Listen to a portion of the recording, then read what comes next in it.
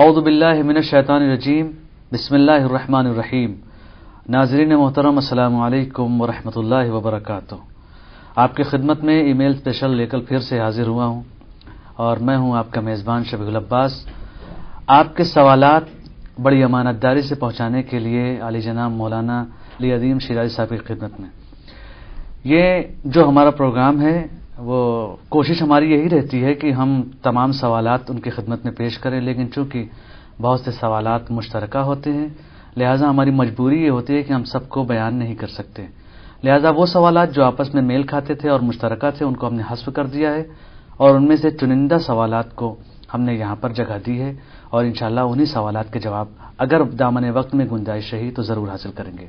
لہٰذا آئیے مل کر چلتے ہیں علی جناب علی عظیم شیرازی صاحب کی خدمت میں اور ان سے ان سوالات کے جواب حاصل کرتے ہیں.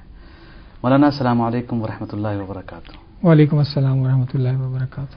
یہ جو ہمارا پروگرام ہے اور ماشاءاللہ اس سے پہلے جو ہمارے میل اسپیشل کے پروگرام گزرے ہیں جو اس میں کافی حد تک ہم نے کوشش کی کہ تمام سوالات آپ کے سامنے پیش کیے جائیں، لیکن کبھی مشکل یہ ہوئی کہ وہ مشترکہ سوالات تھے اور کبھی یہ مشکل ہوئی کہ چونکہ وقت نہیں تھا اس لیے ہمیں بات اپنی ختم کرنی پڑی.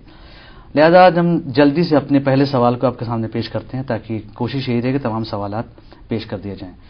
دبئی سے وہ لکھتی ہیں کہ یہ آپ کا ہم نے پروگرام انٹرنیٹ پر دیکھا اور وہاں سے ہم نے اس چیز کو یہ مناسب سمجھا کہ ایک سوال آپ کو دیا جائے. میں جس گھرانے میں آئی ہوں وہاں کی جو میری ساس ہیں ان کی مشکل یہی ہے کہ وہ دیرینہ خیالوں کی ہیں اور یہاں تک کہ مثلا دو چیز میں مثال کے طور پر انہوں نے لکھی ہے. وہ کہتی ہیں کہ یہاں تک کہ کچن کی کسی چیز کو اگر میں ادھر سے ادھر جو میری نظر میں اچھی ہو اس کو اگر میں ادھر سے ادھر کر دیتی ہوں تو وہ مشکلات اور ایک عجیب سی بات آ جاتی ہے سامنے جو کہ بہرحال لڑائی جھگڑے کا سبب بن جاتی ہے. دوسری چیز یہ کہتی ہیں یہ ہمارے گھر میں کوئی کام کرنے والی ابھی تک اس لیے نہیں آ پائی چونکہ میں اکیلے تو تھک جاتی ہوں، لیکن ساس میری کہتی ہیں چونکہ میں نے اپنے زمانے میں کسی نوکرانی کو جگہ نہیں دیا یا نہیں آئی ہمارے گھر میں، لہٰذا میں نے جب وہ کام کیا ہے تو تم کو بھی یہ سارے کام خود ہی انجام دینے ہوں گے. اب آپ یہ بتائیے کیا میں انہیں دیرینہ خیالوں میں گھٹ کر جیوں یا آپ کے پاس کوئی راہ حل ہے؟ اعوذ باللہ من الشیطان الرجیم. بسم اللہ الرحمن الرحیم. اللہم صلی علی محمد وآل محمد وعجل فرجہم. دو تین سٹیپس میں یہ بات کی جا سکتی ہے. پہلے مرحلے میں جو ساس کی بات سمجھ میں آ رہی ہے وہ یہ کہ وہ ایک خاص ڈسپلن کی قائل ہیں، ایک سسٹم میں انہوں نے اپنی زندگی گزاری ہے اور ایک پیٹرن پر وہ جی رہی ہیں اور انہوں نے ایک ڈسپلن بنایا ہے گھر کا، چیزوں کا، خاص طور سے، اور خاص طور سے خواتین کچن کے اندر زیادہ حساس ہوتی ہیں. تو اگر اس سسٹم کو کوئی آ کے توڑ دے یا چینجز لے آئے تو وہ یہ ان کے لیے قابل قبول نہیں ہوتا کیونکہ وہ ان کی ایک عادت بن چکی ہے. بہت ساری چیزوں کی جب آپ کی عادت بن جاتی ہے اس سے ہٹ کر ہوتا ہے چاہے وہ صحیح بھی ہو رہا ہو تو آپ کو برا لگتا ہے. یہ انسان کی ایک نیچر ہے، اس میں ایسا ہوتا ہے. بہت کم لوگ ہوتے ہیں جو جلدی اڈاپٹ کر لیتے ہیں نئی نئی چیزوں کو، یہ کم لوگوں میں یہ قوت پائی جاتی ہے، عموماً لوگوں میں ایسا نہیں ہوتا. تو یہ جو ابھی ساس اور بہو کی جو بات ہو رہی ہے اس کو اگر ماں بیٹی کے انداز میں دیکھ لیں تو زیادہ آسان ہوگا کہ ماں بیٹی بنا دیں ان کو. یہ ساس اور بہو کے لینگویج سے ہی ٹینشن کریٹ ہو جاتی ہے. اگر یہ تصور ہاں اگر یہ اس گھر میں آئی ہے تو سوچے یہ میری ماں ہے اور یہ بھی سوچے بھائی یہ میری بیٹی ہے تو پھر انداز بالکل ڈفرینٹ ہو جائے گا. تو پہلے تو یہ تصور کو چینج کرنے کی ضرورت ہے. اگر یہ تصور نہ بھی چینج ہو تو سوچ لیں انسان کم سے کم کہ یہ میری ماں کی جگہ ہے تو اتنی شکایتیں نہ ہوں.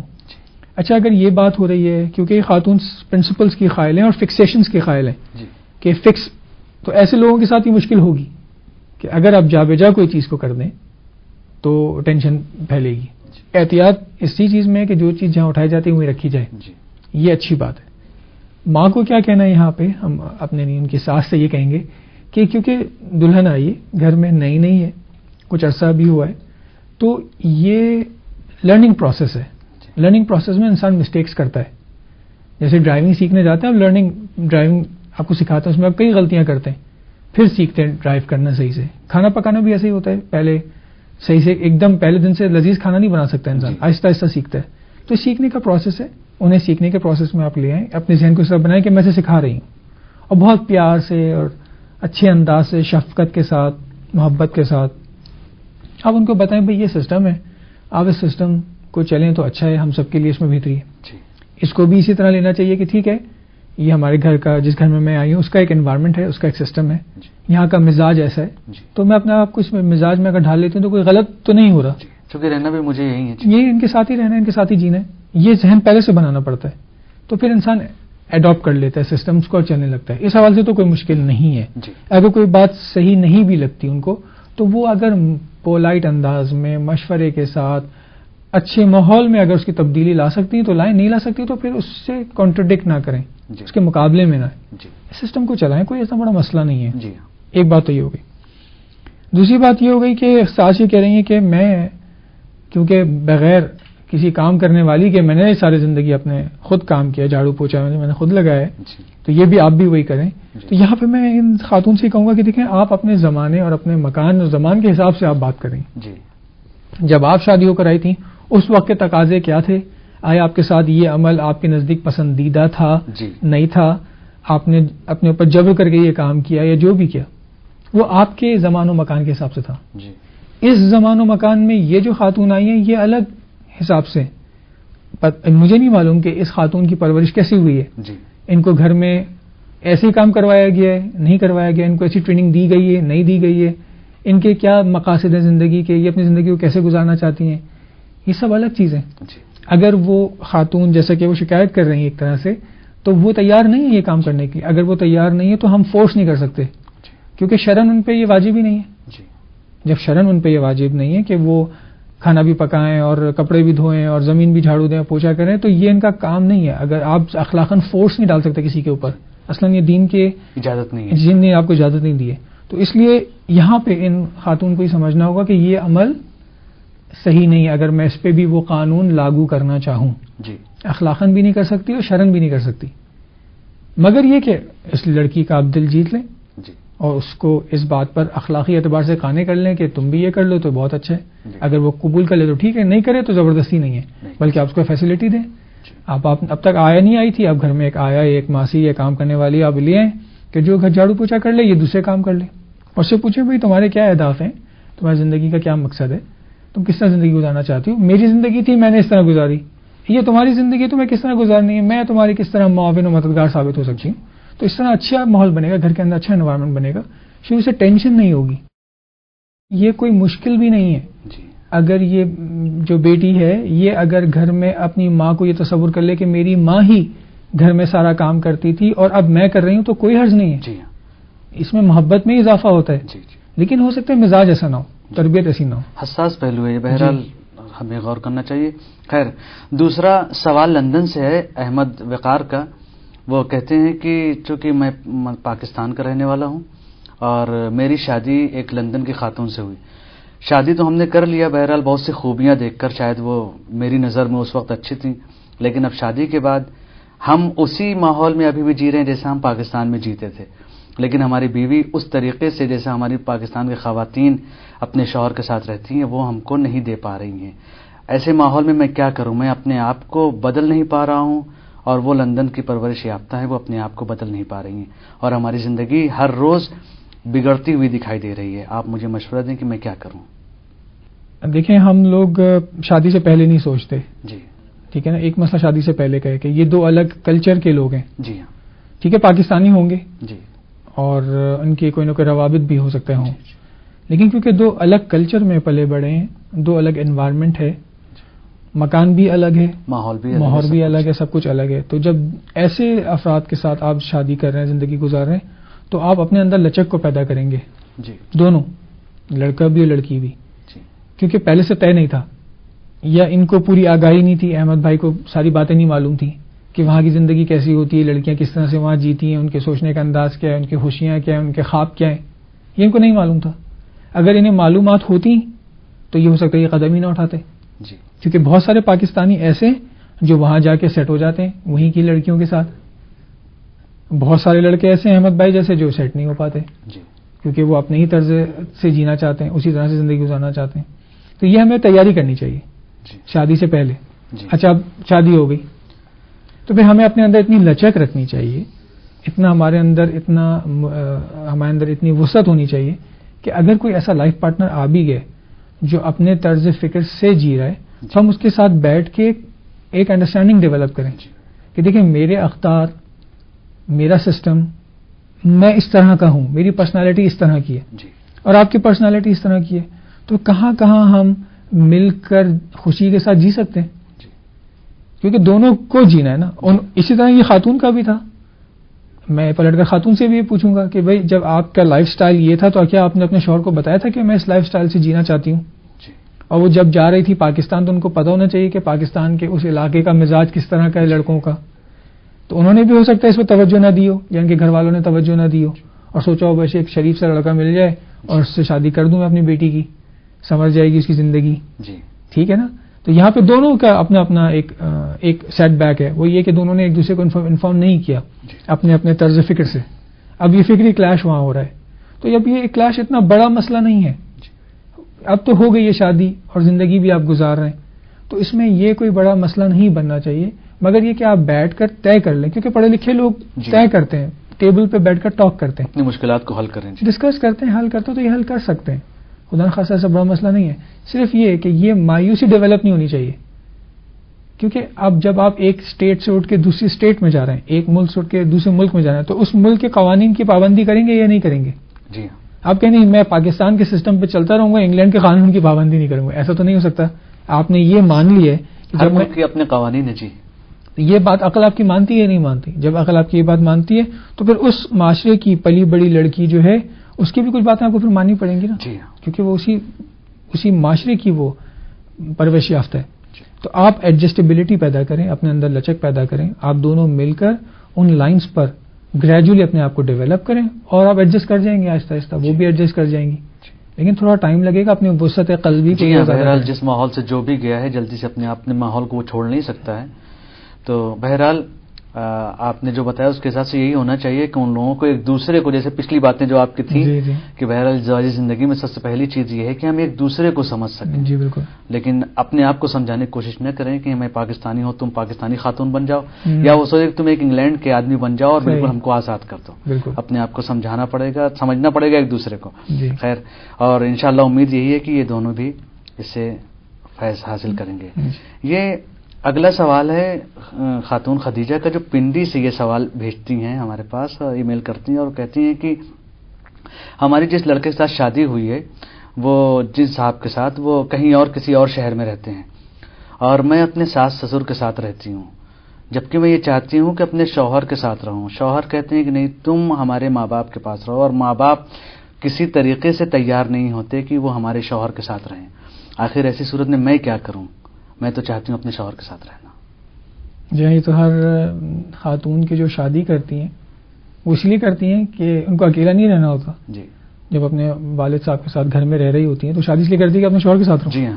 اس لیے تو شادی کرتی ہے کہ وہ الگ رہیں اور یہ الگ رہیں. یہ فطری تقاضا ان کا صحیح ہے. دو باتیں ہو گئیں. جی شوہر جو ہیں وہ اس شہر سے کہیں اور ہیں. جی ہاں. اور یہ چاہتی ہیں کہ اپنے شوہر کے پاس جائیں، جبکہ گھر والے چاہتے ہیں کہ نہیں بہو ہمارے ساتھ ہی رہے. اور میاں بھی یہ چاہتا ہے کہ وہ ماں باپ کے ساتھ اور ماں باپ بھی جانا نہیں چاہ رہے. ماں باپ بھی جانا نہیں چاہ رہے. بڑی ایسی کمپلیکیشن ہو گئی ہے. اچھا دیکھیں، یا تو پہلا فرض وہ یہ کہ بیوی یہ حق رکھتی ہے کہ میاں کو اجازت نہ دے کہ وہ باہر جائے، شہر سے باہر جائے. جی اگر یہ حق ہے، یہ شرعاً اس کا حق ہے. یعنی میاں بغیر اجازت کی بیوی کے اس سے دور ہو کر نوکری نہیں کر سکتا. اگر وہ اس کو اجازت نہ دے، وہ کہ میں نہیں چاہتی، میں آپ کے بغیر نہیں رہ سکتی، تو میاں جا نہیں سکتا باہر اگر بیوی راضی نہ ہو، رضایت نہ دے. یہ پہلی بات ہو گئی. اب اس کی کوئی وجہ کوئی بھی ہو سکتی ہے اس کی رضایت نہ دینے کی، لیکن وہ یہ کہے کہ میں نہیں چاہتی کہ آپ مجھے چھوڑ کر کہیں بھی جائیں طولانی مدت کے لیے. یہ ایک بات ہو گئی. دوسری بات یہ ہو گئی کہ شرعی تقاضا تو اس نے پورا کر لیا، اب اخلاقی تقاضا آ جاتا ہے کہ فرض کریں ضرورت یہ ہے کہ شوہر گھر سے باہر جائے، دوسرے شہر جا کر کام کرے، اس کو نوکری ہی ایسی مل رہی ہے یا اس کی نوکری ہی ایسی ہے. تو یہاں بیوی کو سمجھنا پڑے گا نا کہ تقاضا ان کے کام کا یہ کہ یہ ٹریول کریں اور انہیں ایک اچھی جگہ مل رہی ہے، فیوچر کو ہمیں مد نظر رکھنا ہے، تھوڑی سختیاں برداشت کرنی ہے، آگے بہتری ہوگی. یہ سب چیزیں تو انسان عقل و شعور اور ان چیزوں کو مد نظر رکھتے ہوئے سوچتا ہے کہ بھئی وہ زبردستی تو وہ بھی نہیں جا رہا ہوگا نا. کہ میں بس گھر والوں کو چھوڑ کے چلا جاؤں. اور اگرچہ دیکھا جائے مولانا تو یہاں پر اس خاتون کے سوال سے بھی یہی واضح وہ اس کی مخالف نہیں کام کرنے کی، جی جی ساتھ میں رہنا چاہتی ہیں. جی ہاں یہی میں کرنا چاہ رہا ہوں. یہ اچھا نکتہ آپ نے بیان کیا کہ وہ چاہ رہی ہیں وہاں رہیں، ٹھیک ہے نا. اب گھر والے جو ہیں وہ بھی جانے کے لیے تیار نہیں ہیں، یہ پھنس گئی ہیں کہ میں کیا کروں. ٹھیک ہے، یہاں پہ اگر وہ دل سے راضی ہیں کہ شوہر کے جانے پہ ان کا اعتراض نہیں ہے، لیکن ان کو خود وہاں پہنچنا ہے، تو ایک مرحلہ جو شوہر کی اطاعت کا ہے وہ یہی ہے کہ اگر شوہر یہ کہے کہ آپ ابھی گھر والوں کے ساتھ رہیں، ٹھیک ہے، تو ان کو شوہر کی اطاعت کرنی چاہیے کہ وہ اپنے شوہر کے جو ماں باپ ہیں ان کے ساتھ رہیں. یہ پہلا مرحلہ ہے. اطاعت کی منزل پر جب آئیں گی تو شوہر کی اطاعت کریں گی. یعنی ان کی اطاعت میں اپنے حقوق کا مطالبہ نہ کریں. یہاں پہ ابھی مقابلہ نہیں کر رہے نا، تقابل نہیں کر رہے. ہم نے دو الگ الگ سچویشنز بنائی ہیں. پہلی سچویشن یہ ہے کہ بیوی نے اجازت دی ہے شوہر کو کہ وہ جا کے جاب کرے تو انہوں نے دے دی ہے. اب وہ کہہ رہی ہیں آپ مجھے بھی بلائیں. اپنے اختیار تو انہوں نے دے دیا نا، اب شوہر کا اختیار آ گیا. شوہر یہ کہہ رہا ہے کہ بھئی آپ ماں باپ کے ساتھ ہی رہیں، میرے فرض کریں سرکمسٹانسز ایسے نہیں ہیں کہ میں آپ کو بلا سکوں. اگر ہیں بھی اور نہیں بلا رہا ہوں تو پھر ہم پلٹ کے شوہر سے یہ کہیں گے کہ بھئی آپ کیوں نہیں بلا رہے. جب آپ کی بیوی نے یہ قربانی دی ہے، اپنا حق آپ کو دے دیا ہے، تو وہ یہ حق بھی رکھتی ہے کہ آپ بھی وہاں چلی جائیں. لیکن کوئی اور سرکمسٹانسز بھی ہوں گے، کوئی اور باتیں بھی ایسی ہوں گی جس کی وجہ سے وہ منع کر رہا ہوگا. وہ تو مجبوری ہے، پھر کوئی مجبوری ہوگی نا. جب بھی تو وہ کہہ رہا ہوگا کہ آپ ابھی اپنے ماں باپ میرے ماں باپ کے پاس ہی رہیں. تو یہ یہاں کلیئر نہیں کی انہوں نے بات. لیکن اخلاقی تقاضا یہ ہے کہ میاں بیوی دونوں ساتھ رہیں. ٹھیک ہے، مگر یہ کہ کوئی مسئلہ آ جائے، کوئی مشکل آ جائے، شوہر اس کو دیکھ رہا ہو جو بیوی ابھی نہیں دیکھ پا رہی، اور وہ سے کہہ رہا ہو کہ نہیں آپ ابھی میرے ماں باپ کے پاس ہی رہیں، تو اخلاقی اعتبار سے اگر بیوی اپنے ساس سسر کے پاس ہی رہے تو یہ بہتر ہے. اور جب شوہر سے بلا لے تو وہ چلی جائے، یا کوئی ایگریمنٹ کر لیں دونوں، کوئی انڈرسٹینڈنگ ڈیولپ کر لیں کہ یا تو پھر آپ 4 مہینے بعد واپس آئیے گا، کچھ وقت گزاریے گا، پھر آپ چلے جائیں. ورنہ اس طرح مجھے چھوڑ کے آپ دور رہیں یہ مناسب نہیں ہے. لیکن ہمارے معاشرے میں سالوں لوگ رہتے ہیں، بیویاں اپنے شوہروں سے سالوں دور رہتی ہیں، لیکن ہر ایک کی دلی خواہش یہی ہے کہ وہ اپنے شوہر کے ساتھ رہے، مگر یہ کہ کوئی مسئلہ ایسا ہو، کوئی حساس بات ایسی ہو. جی مولانا چونکہ وقت نہیں، لیکن چونکہ ایک سوال جو ہے مہم ہے اس لیے پوچھنا ضروری ہے اس کو، کہ ایک صاحب یہ لکھتے ہیں کراچی سے، مختار صاحب یہ لکھتے ہیں اور وہ کہتے ہیں کہ میں بھی پڑھا لکھا ہوں، میری جاب اچھی ہے، اور میری خاتون جو میری زوجہ ہیں وہ بھی بہت پڑھی لکھی ہیں، اور میں نہیں چاہتا کہ وہ جاب کریں، لیکن ان کا اصرار یہ ہے کہ وہ جاب کریں چونکہ ان کی سہیلیاں جاب کرتی ہیں اور درآمد اچھی ہو جائے گی، آمدنی اچھی ہو جائے گی. لیکن یہ کہتے ہیں کہ چونکہ ہماری اتنی آمدنی ہے کہ میں نہیں سمجھتا کہ ضرورت ہے ان کے جاب کرنے کی، اور اکثر یہی چیز سبب بن جاتی ہے ہمارے گھر میں لڑائی اور جھگڑے کا. تو آخر میں ان کو کس طریقے سے مطمئن کراؤں کہ تمہیں جاب کی ضرورت نہیں ہے؟ صحیح ہے.